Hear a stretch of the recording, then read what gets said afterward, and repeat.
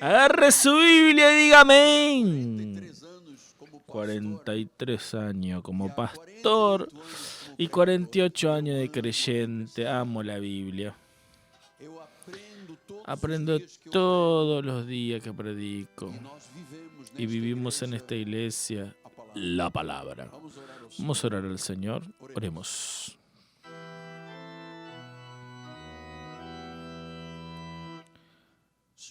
Señor Jesús, estamos delante de la verdad. Tu palabra es la verdad.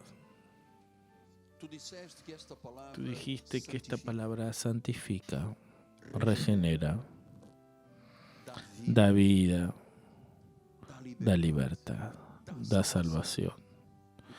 Entonces, Señor, de forma humilde, humillada, subo a este altar reconociendo mi pequeñez, mi insignificancia, mi incapacidad como un vaso de barro, pero seguro de que el Señor usará mis cuerdas vocales en esta noche, mi mente y mi corazón, para que esta palabra poderosa no vuelva vacía,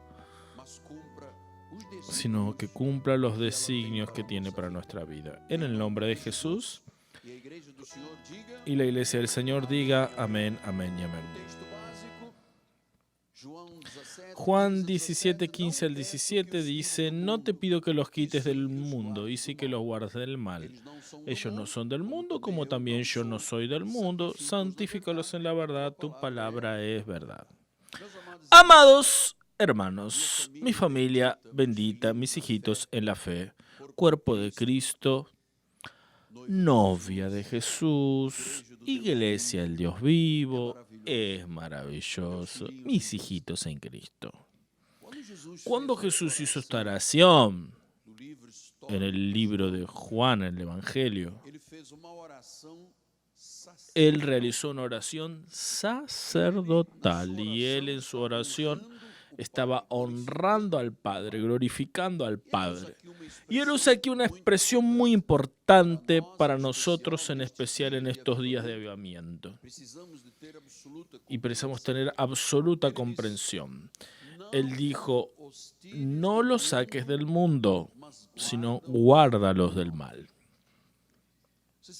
¿Saben qué? Este guardar, esta protección de Dios es llamada a la luz de la Biblia de la mano de Dios. Si tú abres la Biblia en Isaías 64:8 dice: pero ahora el Señor es nuestro Dios, nosotros somos el barro y Él es el alfarero, y todos nosotros obra de tus manos. La pregunta es: ¿Dios tiene mano como los humanos? No. ¿Dios es una figura humana? No. Dios es Dios. Él es el Todopoderoso, es el Señor. Entonces, ¿por qué la Biblia dice que todos nosotros somos obra de sus manos? ¿Qué significa entonces las manos de Dios o la mano de Dios? La mano de Dios significa la voluntad de Dios, el querer de Dios, los cuidados de Dios, la protección de Dios, el amparo de Dios y la asistencia de Dios. Entonces, la mano de Dios está en todo lo que sucede, en la vida de aquellos que son llamados por la Biblia de santos de Dios. Él es el Todopoderoso, Él es el que gobierna nuestra vida, Él gobierna nuestro destino, Él moldea nuestra vida. Vean, abriendo aquí un paréntesis muy interesante. Hasta la muerte de un santo no es por casualidad. Es verdad lo que la Biblia dice, Dios saca al mundo. Entonces, ni la muerte es una casualidad, porque decíamos, no se esperaba, cómo fue que murió. Pero el Salmo 139 dice: tus ojos me vieron cuando todavía era una sustancia sin forma, y en tu libro fueron escritos todos mis días, cada uno de ellos fue escrito y determinado cuando ninguno de ellos todavía existía. Entonces nuestra vida está realmente debajo de la soberana voluntad de Dios, del querer de Él, del cuidado y la protección del Señor, del amparo, la asistencia. Entonces, no había ningún día todavía, no existíamos en la carne cuando todos los días fueron determinados. Dice el versículo 17. Qué preciosos para mí, oh Dios, son tus pensamientos, y cómo es grande la suma de ellos. Entonces, para que la iglesia sea enseñada, un salvo no muere, de hecho, él duerme en el Señor. Y esto sucede después de un tiempo predeterminado por Dios. Entonces, hasta una enfermedad, un accidente, si Dios tiene los días contados y la persona no está dentro de esos días, nada de eso puede acortar la vida de la persona. Eso es una esperanza para nosotros. Las cosas suceden en el tiempo designado por Dios. El tiempo designado por Dios. Entonces, sin la orden de Él, nosotros no podríamos ni siquiera haber nacido o siquiera moriremos sin la orden de Dios. Ningún dardo nos puede alcanzar. Si ese dardo no es algo adecuado y transformador para nuestras vidas, la mano de Dios está sobre nosotros. La voluntad de Dios, el querer de Dios, los cuidados de Él. Entonces el Salmo 119 dice,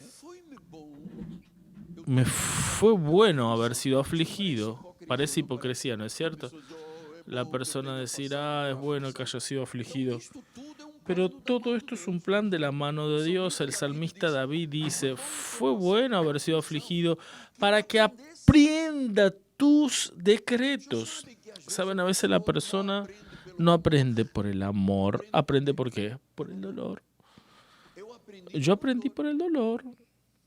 Fue en un accidente en África, en el ejército. Cuando pasé 2 años de mi vida dentro de hospitales militares, yo aprendí con sufrimiento.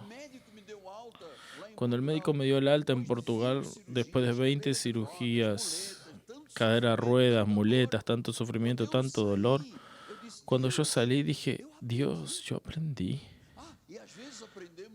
Y a veces aprendemos que con Dios no se juega, fue lo que yo aprendí.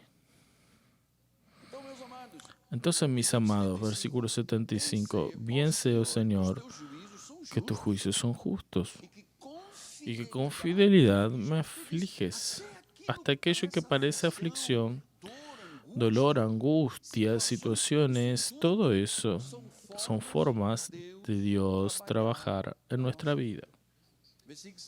Versículo 77. Que vengan sobre mí tus misericordias para que yo viva, pues en tu ley está mi placer. Es muy interesante ese Salmo 119 que tiene muchas declaraciones, pero en síntesis lo que dice David es que nosotros somos guardados por el Padre, protegidos por su mano. Entonces no debemos estar ansiosos sobre nada en esta vida. Hijito amado, escucha, no debes estar ansioso por nada en esta vida. Pedro dice eso.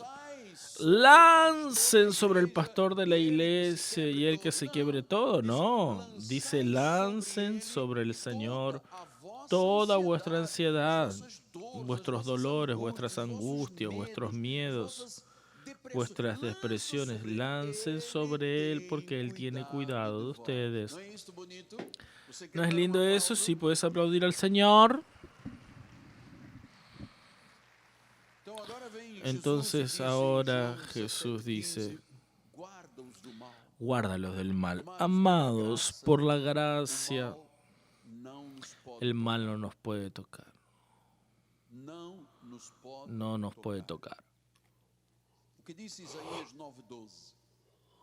Vean lo que dice Isaías 9:2. Del oriente vienen los sirios, del occidente los filisteos, devoran a Israel de boca descarada. No se aparta su ira y la mano de ellos, la mano continúa extendida. Tal vez alguien entró aquí en esta noche diciendo qué va a ser de mi vida. Escuche, yo sé que vienen sirios, filisteos, situaciones. Pero la mano de Dios, el cuidado de Dios, el amor de Dios, la voluntad y el querer, la protección de Dios están extendidos en nuestra vida. Ay de nosotros si esto no fuera verdad. Isaías 42:6 dice: Yo el Señor te llamé en justicia y te tomaré por la mano. Te guardaré, te haré mediador de la alianza con el pueblo y luz para los gentiles. Vean, Dios dice: te tomaré por la mano, por mi querer, por mi voluntad, por mi soberanía. 59:1. Porque la mano del Señor no está encogida para que no pueda salvar. Su voluntad, su querer, sus cuidados, su protección, su amparo no están encogidos, no disminuyeron, al contrario. Dios no es sordo para que no pueda oír. ¿Cómo Dios es verdadero? ¿Cómo Dios es real? ¿Cómo el Señor Jesucristo es tan bueno? 1 de Pedro 5:6. Humíllense pues bajo la potente mano de Dios para que Él en el tiempo oportuno los exalte. Si tú te sometes a esa voluntad de Dios, en el tiempo oportuno tú serás exaltado. Entonces nosotros en nuestro ministerio todo se lo atribuimos a la gracia soberana de Dios. Fue Él que nos crió, no fuimos nosotros que nos creamos. Vamos a volver al Salmo 139. Vean qué lindo. Pues tú formaste mi interior, tú me tejiste en el vientre de mi madre. Te doy gracias porque de forma asombrosa me formaste y tus obras son admirables. Mi alma lo sabe muy bien. Cuando estábamos en el vientre de nuestra madre, Dios nos estaba tejiendo y formando en lo secreto. Por eso, a la luz de la Biblia, nosotros no tenemos acuerdo con el aborto.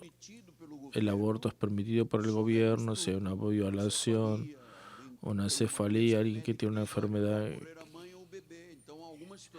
donde el médico dice va a morir la madre o el bebé y ahí la justicia permite.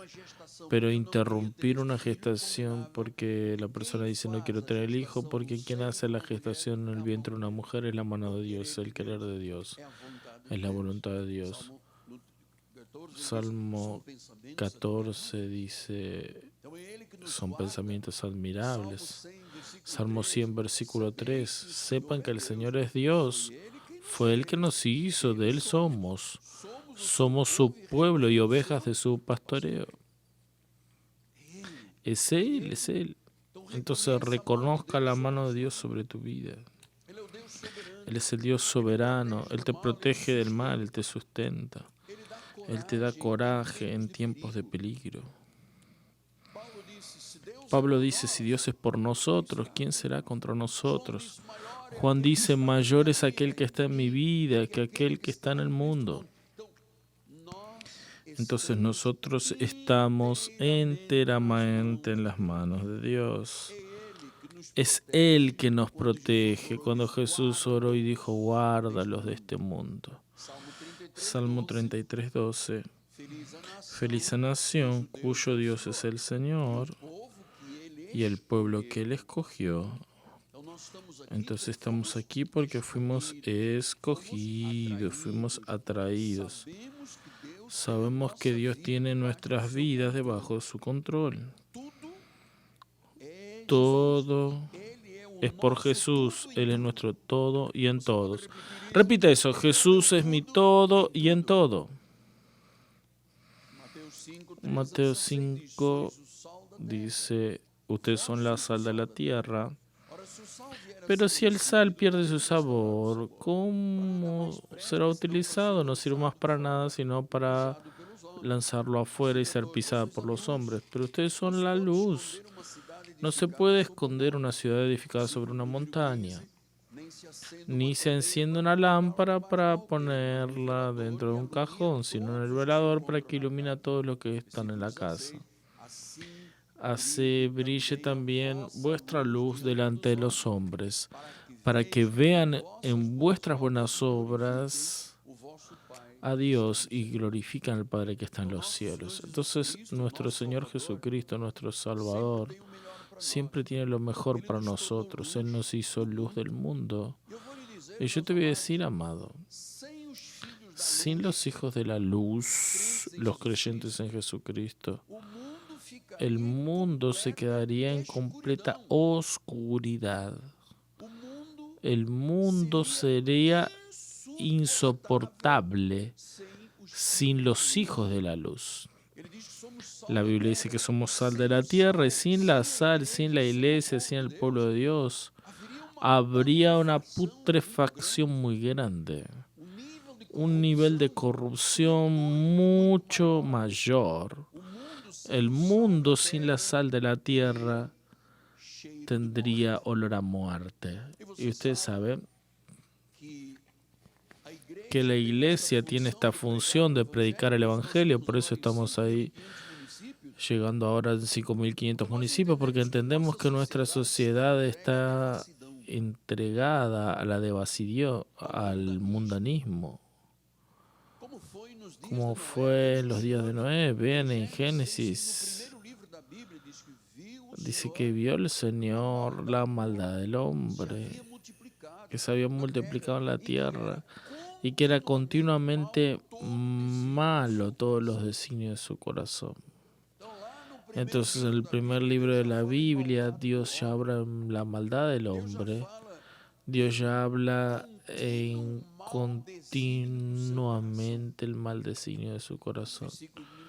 Versículo 9 dice: esa es la historia de Noé, hombre justo, íntegro en sus contemporáneos. Noé andaba con Dios. Era un hombre justo, íntegro y andaba con Dios. Versículo 11. La tierra estaba corrompida a los ojos de Dios y llena de violencia. Es la imagen de los días de hoy. Versículo 14. Dijo: haz una arca de tabla de ciprés, en ella harás compartimientos y calefactarás con betumen por dentro y por fuera. Porque yo estoy para derramar aguas en diluvio sobre la tierra, para consumir toda carne en que hay aliento de vida en los cielos. Todo lo que en la tierra perecerá. Contigo pues estableceré mi alianza. Vean la diferencia entre el justo y injusto, el que sirve y el que no sirve. Contigo, Noé, yo estableceré mi alianza. Entrarás en el arca tú y tus hijos, tu mujer y tus hijos.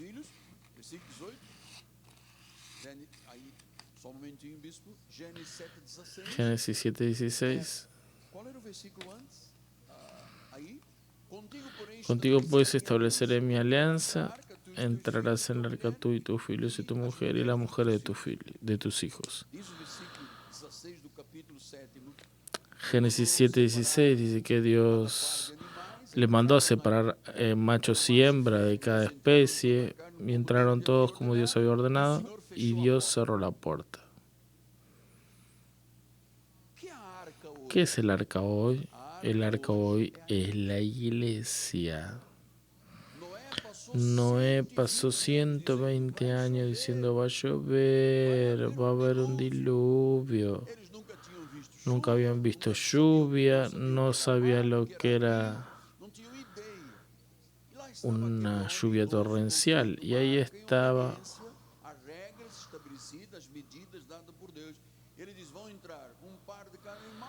ese hombre y le dio la orden de Dios de que entraran una pareja de cada especie.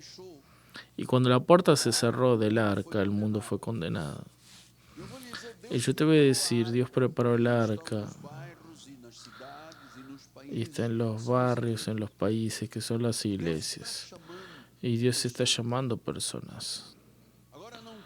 Ahora no tenemos a Noé, tenemos apóstoles, profetas, evangelistas y maestros, los 5 ministerios. Y Dios dice que no es con agua, pero Dios está diciendo va a suceder algo, Jesús va a venir. Prepárate, iglesia, ven a la iglesia, oye la palabra del Señor, escucha el evangelio y sea salvo, porque va a haber un día que el arca se va a cerrar. Entonces, mis amados, si el mundo hace 6.000 años vivía de esta forma. Nuestro mundo actual vive como Sodoma y Gomorra. Te lo voy a decir con mucha sinceridad y mucha mansedumbre y humildad, pero las cosas que a veces veo en este mundo dan un asco a mi alma. Siento asco en el alma. Que haya un foco de educación para transformar niños de 5 o 6 años en personas que no tienen el derecho biológico de decir soy hombre o mujer. Están ahí llevándolas a creer en ideología de género, de homosexualismo. Eso me da asco en el alma y yo tengo que ser honesto y sincero, me da asco. Yo no sé lo que va a suceder con la educación en nuestro país, pero ustedes saben mejor que yo que gran parte hoy de las universidades que son del Estado son lugares terribles, donde hay sexo libre, droga libre, donde hay todo lo que es horrible, asqueroso. No sé cómo van a ser los que se van a graduar o los que se graduaron en los últimos años dentro de ese enfoque. Cosas que para un salvo deben ser vergüenza. ¿Saben lo que Dios hizo con Sodoma y Gomorra? Hizo llover fuego y azufre. Sodoma y Gomorra fue destruida. Entonces Dios levantó hombres y mujeres. Dios dice, tú eres luz, tú eres sal. El mundo debe oírte. El mundo debe oír a Jesús y de Jesús a través de nuestros labios. Esta es nuestra misión aquí en la tierra. Nosotros somos como Noé, somos como Lot. Ellos anunciaron la destrucción de Sodoma y Gomorra, anunciaron el diluvio y nosotros estamos anunciando Jesús va a volver. Eso no es una utopía, eso no es una fábula, es una verdad. Jesús volverá. Entonces cuando este ministerio anuncia a Jesús, anuncia su obra, su sacrificio, su muerte y resurrección. Jesús dijo, vengan a mí, tú estás cansado, tú estás sobrecargado, yo te voy a aliviar. No es la cocaína, no es la marihuana, no es el alcohol, soy yo que te voy a aliviar. Pero es necesario que se predique y se anuncie a Jesús como Él debe ser anunciado. El Evangelio de la gracia de Dios es el único Evangelio. No hay dos, no hay un otro y un verdadero. El otro es para deturpar, para hacer con que las personas se confundan. Lo que existe es un verdadero Evangelio de la gracia de Dios. Entonces, las personas allí afuera están muy confusas sobre lo que creen y cómo deberían creer. Ustedes saben, cada persona está en su barrio, en su municipio, y hoy en día que el Espíritu Santo trabaja y encamina a las personas a la iglesia, las atrae, inclina el corazón. Y la persona llega a la iglesia diciendo, yo tengo que tener sentido de vida, preciso ser curado, preciso tener una familia restaurada, preciso tener sueños en la vida, preciso tener sentido de vida. Entonces entro en un lugar que tiene una placa de iglesia y comienzo a oír, tú tienes un sacudimiento, el demonio te agarró, lleva este frasco de sal, echate este aceite, toma el agua que vino del río Jordán. Entonces las personas no saben lo que deben creer, en qué deben creer. Entonces solo el Evangelio eterno de la gracia de Dios muestra el verdadero camino, de forma clara, completa, lógica, secuencial. Por eso preciso volver a los versículos de domingo de 1 Corintios 15. Para que guardes esto en el corazón, tenemos varios visitantes que Dios de forma noble los trajo en esta noche. Escuchen, la obra de Jesús es la obra de la salvación. Fuera, puede decir dicho lo que sea, si salió del Evangelio no hay salvación.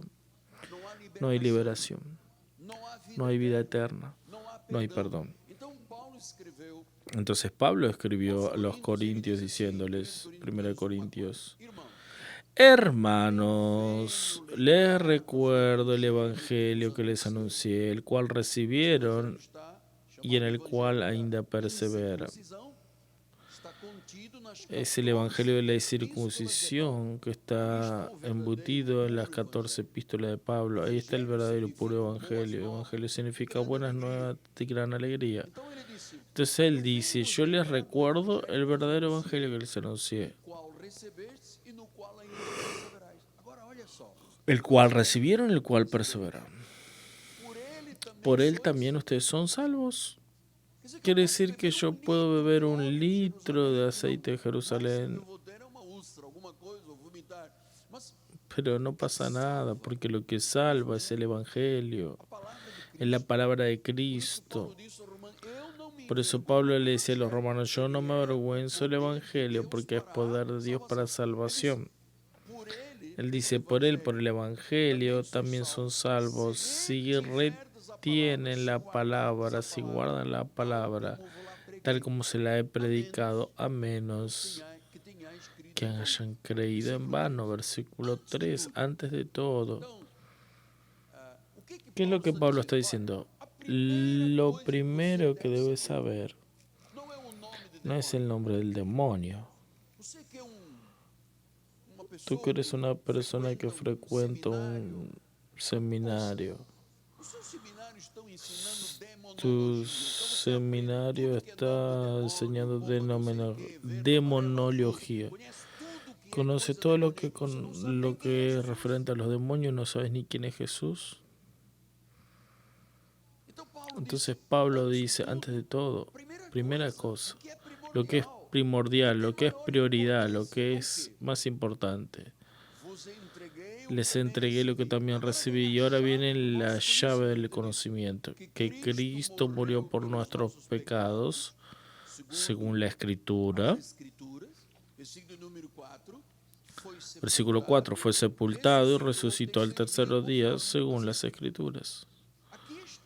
Aquí está lo que es el Evangelio. Cristo vivió, Cristo fue condenado, Cristo murió en una cruz, Cristo fue sepultado, al tercer día resucitó, como dicen las Escrituras. Esta secuencia aquí se llama Evangelio de la Gracia.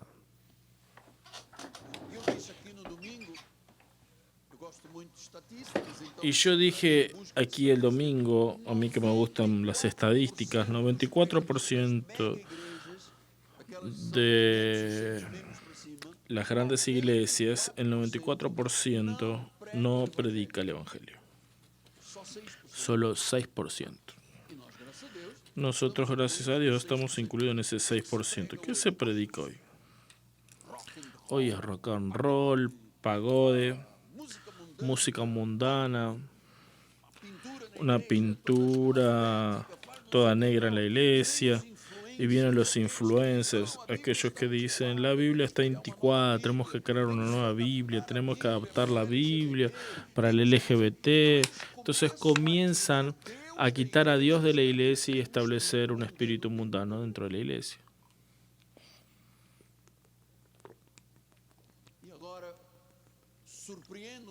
Y ahora sorpréndanse, señores. Una estadística dice que el Evangelio para gran parte, para el 94% del pueblo que frecuenta esos ministerios, el Evangelio no está en la lista de las 20 prioridades. Es estadístico. Cuando preguntan a un creyente que frecuenta ese tipo de prioridad, ¿cuál es tu prioridad? Casa, casamiento, 20 prioridades. Y pocos dicen mi prioridad es el Evangelio, mi prioridad es la iglesia, mi prioridad es crecer en la gracia y conocimiento de Dios. No están en las 20 prioridades, señores.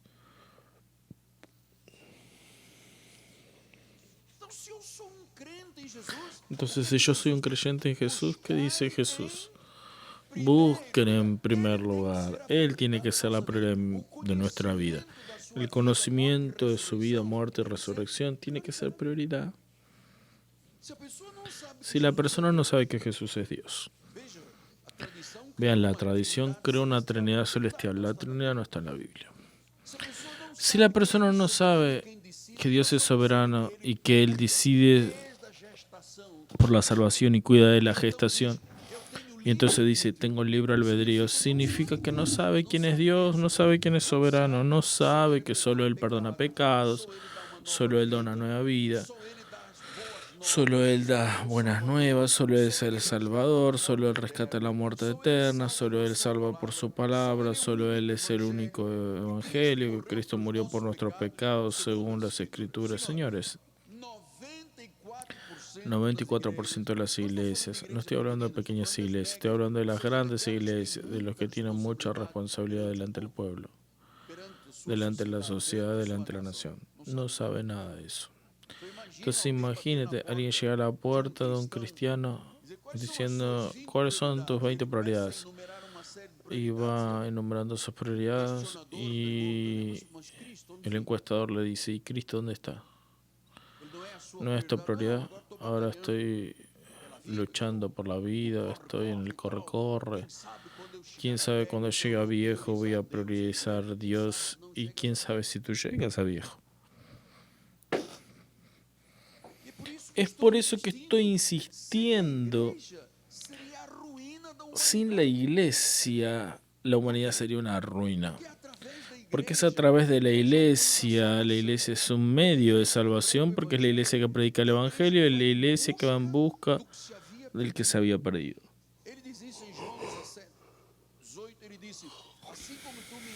Juan 17:18 dice, a ti como tú me enviaste al mundo, yo también los envié al mundo.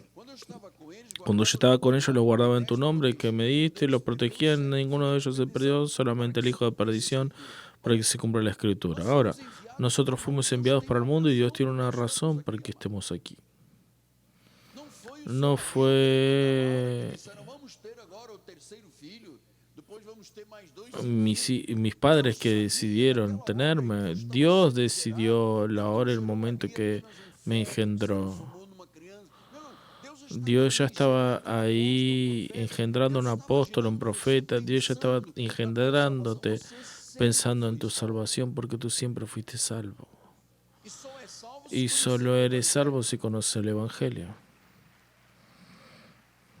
Apóstol, dime algo. Yo tengo una amiga que frecuentó 50 años en la iglesia católica, nunca oyó nada del Evangelio, no sabe nada de lo que predicamos. Ella falleció. ¿Ella fue salva? No. ¿Duele? ¿Duele? Sí, duele. No hubo Evangelio, no hubo salvación, no hubo Jesús. Pastor y una familia que perteneció a un ministerio que no se hablaba de Jesús. Se habla de demonios, de esto, de aquello. Falleció. ¿Ella es salva? No. No oyó el Evangelio. Vean qué tipo de responsabilidad la iglesia debería tener. Porque la prioridad de la iglesia es Jesús, es el Evangelio. Nosotros somos el medio y los instrumentos para salvar a otros. Con nuestro testimonio vivo, amoroso, precisamos predicar el Evangelio eterno. Precisamos ganar almas para Cristo. Pero eso no está de moda. No, no está fuera de moda. Eso es antisocial. ¿Quién te dijo que es antisocial y antiintelectual? Yo sé que Dios no tiene muchos sabios y poderosos. Él levantó a los pequeños para avergonzar a los grandes, sabios y poderosos. Pero Dios tiene mucho pueblo en esta ciudad. Tiene mucho pueblo a tu alrededor, en tu trabajo, tu familia, tu barrio, tu municipio. Y ellos precisan saber que Cristo es el Señor y Salvador. Entonces Él nos envió a esta tierra para salvar otras vidas. Y precisamos responder sí a este propósito. Amado, tú tienes familiares, yo tengo familiares, amigos, parientes, aquellos que cruzan nuestros caminos, los que trabajan con nosotros, los que andan con nosotros, precisan oír al respecto de Jesús. Si no, ellos morirán y van a ir al infierno. Es que los pastores no predican esto, tienen miedo que su congregación no quiera, pero tenemos que predicar la verdad porque la Biblia dice que cuando se predica la verdad libera. Entonces tú que eres un patrón, tú que tienes empleados, escucha, dile a tus empleados lo que es el Evangelio, porque eres un hombre de Dios, ore por sus empleados, hable del Evangelio, llévelos al Señor y Salvador como apóstol por tu ejemplo y tu testimonio, porque el salvo es un medio para salvar a los pecadores. Hable con ese su compañero del pasado, ¿saben? Yo cuando fui salvo y salí del hospital militar, yo tenía muchos amigos. Uno por uno los llevé a la iglesia Asamblea de Dios. Si ellos eran compañeros de pecado, de cosas malas, yo precisaba mostrarles que todo eso era el pasado, era el diablo. Hicimos maldades porque el príncipe de la potestad del aire dominaba nuestra vida. Y tú con tu testimonio puedes deshacer muchos males. Personas que andaron en mi juventud conmigo, después en el ejército, fumaban marihuana, aspiraban. Y yo los llevé a Jesús deshaciendo el mal en la vida de esas personas. Si tú un día llevaste a alguien a un cartomante o para ver los bucios o a un gongao, un altar, obra de ocultismo, ahora puedes servir para llevar a Cristo a estas personas. Si alguien me está oyendo, si tú llevaste a alguien a consumir droga, alcohol, prostitución, tienes la obligación de deshacer estas obras porque ahora tienes a Cristo. Entonces nosotros vivimos porque Cristo vive en nosotros. Esta mano poderosa, esta voluntad de Dios, esta soberanía de Dios está en nuestra vida. La obra grandiosa que Dios hizo para nosotros, no podemos ser egoístas y decir, eso es mi derecho. Porque tú tienes un familiar que si tú no le predicas va para el infierno. Yo fui con mi familia y di testimonio para todos. Mi mamá fue salva. Mis hermanos conocieron el Evangelio. Mis tías, mis primas, todos conocieron el Evangelio. Por tanto, yo cumplí mi parte con mi familia. Entonces, precisamos decir, ¿cómo Dios agarra a un pecador y lo transforma en un santo? ¿Cómo Dios agarra a un muerto y le da vida? ¿Cómo Dios agarra a una persona de las garras de Satanás y lo lleva para sus brazos? ¿Cómo que Dios saca a una persona de las tinieblas para la luz? Todo eso es obra del Evangelio. Son las maravillosas misericordias del Señor. Y es Él que por su misericordia agarra a una persona tan imperfecta como tú eres, yo soy, para transformarlo en un santo. Dios transforma a su imagen y semejanza. La Biblia dice que fuimos aceptados en el amado. Y estamos aquí en este mundo para predicar, hablar, testimoniar, mostrar la gracia de Dios y lo que ella puede hacer en el sufrimiento, en las pruebas y en las tentaciones. Pues al final de cuentas somos soldados de la cruz. Somos triunfantes de la cruz.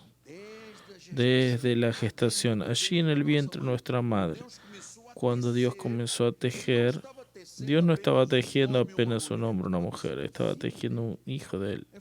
Eres tú, soy yo, somos nosotros. ¿Y ahora para qué? Para que nosotros podamos reproducir esto que Dios hizo en nosotros, predicar el Evangelio, dar testimonio, no tener vergüenza, no dejar que un familiar vaya al infierno.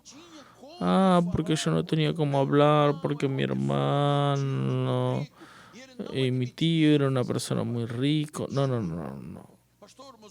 Haga su parte, predica. Pero mi marido, tu ejemplo puede ayudar a salvar a tu marido. La Biblia lo dice.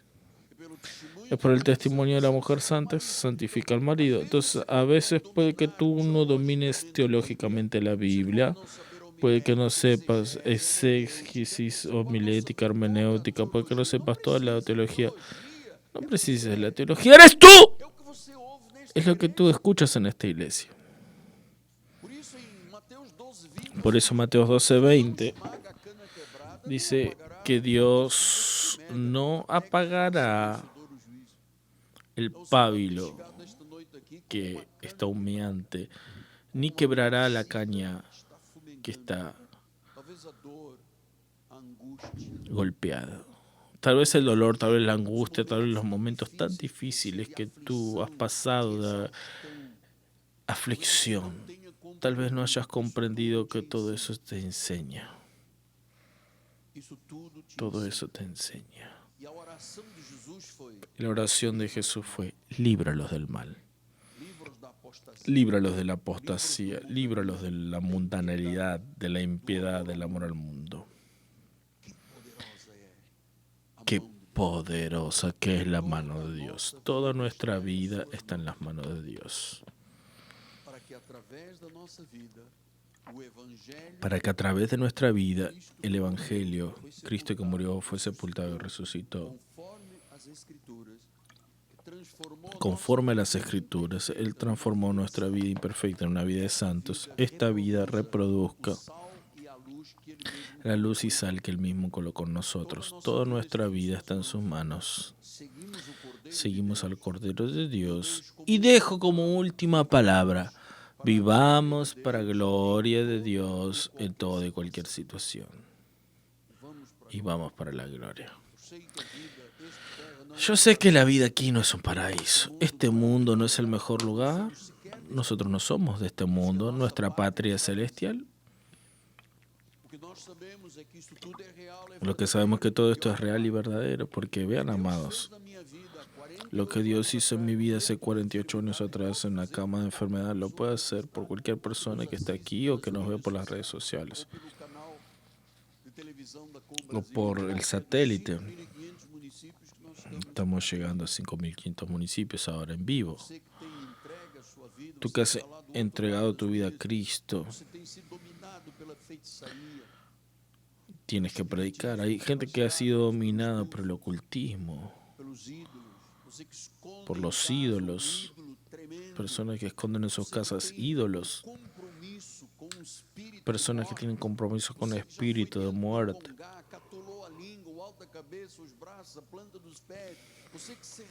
Tú que te rendiste a Satanás, y tú sabes, tú no eres de él. Si no, ya hubieras apagado la televisión. Estás escuchando porque tú eres una oveja. Jesús dice: mis ovejas oyen mi voz y me siguen. Estás aquí porque eres oveja. Tú recibiste la piedra más preciosa que es Jesucristo. Tú has optado por lo que es importante realmente, que es Jesús. Gracias a Dios que somos salvos. Gracias a Dios tenemos una iglesia. Gracias a Dios tenemos pastores que cuidan nuestras vidas. Gracias a Dios que esta palabra no ha vuelto vacía. Gracias a Dios que ella cumplió los designios de la salvación. Nadie saldrá de aquí como entró. Nadie saldrá de aquí como entró. Tu vida está renovada en Cristo Jesús. Diga gloria a Dios. Diga: toda mi vida está en las manos del Todopoderoso. Él vive en mí. Él es la esperanza de gloria. Él es la esperanza de gloria. Señor, qué bueno, qué maravilloso haber oído la palabra, haber podido entender que desde nuestra gestación hasta la eternidad, Cristo y solamente Cristo puede salvarnos. Solamente la palabra puede salvar. Solamente el Espíritu puede regenerar. Yo termino este momento, mi Señor, seguro de que Dios trajo a alguien aquí que precisaba de un reencuentro con su Creador. Oh Dios, hacia alguien que está escuchando este culto, siendo traducido y sabe que Dios puede sacarlo al fondo del pozo para una vida nueva. Tú que estás escuchando el culto en español, que sabes que Dios puede sacarte del muladar y hacerte sentar con los príncipes. Gente que está escuchando el culto y su vida estaba en un túnel oscuro y la luz ascendió y el camino de salvación está delante de ti. Tú que estás entendiendo por las libras, Dios tiene un plan. Dios es el defensor de aquel que no puede oír y Dios tiene un plan de escudo para toda necesidad. Sí, Señor. Lanzamos sobre ti la ansiedad y vamos con esta respuesta. Cristo cuida de nosotros. La mano de Dios poderosa está con nosotros en este movimiento en el nombre de Jesús. Y la iglesia de los vencedores diga amén, amén, amén y amén. Una salva de palmas a Jesús, aleluya, gloria a Dios, gloria a Dios. Vamos a ponernos de pie, son las 9 de la noche ya. Le voy a pedir a mi hija la víspera nacional para dar la bendición final. Ana Carolina. Y los que precisan volver para casa pueden hacerlo. Los que puedan quedarse, vamos a cantar un corito más. Extiende sus manos al altar. Que la gracia de nuestro Señor y Salvador Jesucristo, el eterno amor de Dios y las dulces consolaciones del Espíritu Santo se manifiesten hoy y eternamente en nuestras vidas. Señor, envía ángeles poderosos de guerra que ministren a nuestro favor, que nos guarden y nos libren de todo mal, y que todos nosotros lleguemos a nuestros hogares en perfecta victoria para gloria del Señor. Y los que creen digan amén, amén, amén. Gracia y paz.